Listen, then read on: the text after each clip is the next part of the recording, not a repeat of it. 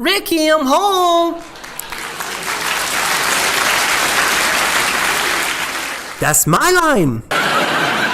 You won't believe what happened to me on the way over here today. What, you bought another mink stole? No, this isn't an episode. Get serious. All right. Call me.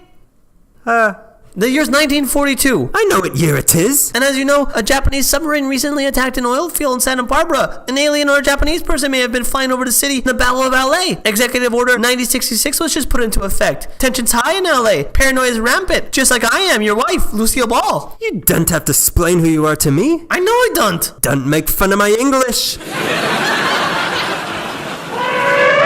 And I just had several lead fillings put into my rotten teeth because of all the Hershey bars I've been eating. And I was driving home from the set of DuBarry Was a Lady at MGM Studios in Culver City. Someday we'll part own that place. Not in this country, comrade. And I was on our way to our home at Desilu Ranch at 19700 Devonshire Boulevard at the intersection with Corbin and Chatsworth. Why are you saying all this? I know this. I was on my way home down Coldwater Canyon around Moore Park, and I started to hear music playing. So I looked at the radio, but it wasn't on. So I looked to see if there was a car behind me, but I was the only one on the road. Meanwhile, the music was getting louder and louder. My jaw started to tremble before I realized, Ricky, the music was coming out of my mouth. Here we go. I spend money on the fancy radio and she listens to it through her mouth.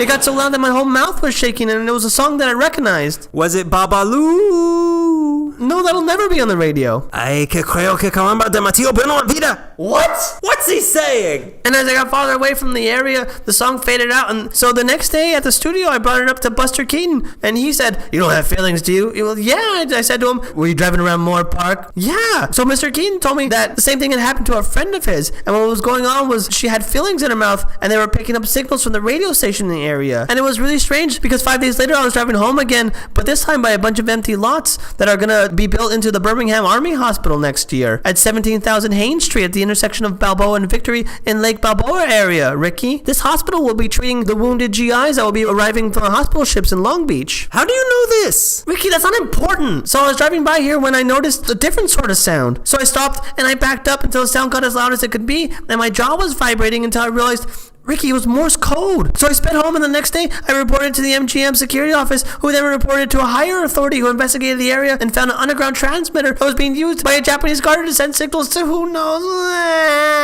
This is the craziest thing you've done since you married me. Go back to your country. This is a country of immigrants. It doesn't matter if you're Cuban, Japanese, or gay, like your fat, ugly mom. Ricky, that's not important. So the man was arrested, and the war was won single-handedly like me. I don't believe it. Some people don't believe it. It's hard to believe. And Mythbusters claims that it's not possible. But why would I make that up? I want a divorce. This was not a Desilu production, but it did actually happen, more or less. For more on the Japanese in LA, refer to the podcast that time forgot. This has been a bonus episode of LA Meekly, dancing to Lucy's Cavities since 2013. Viacom.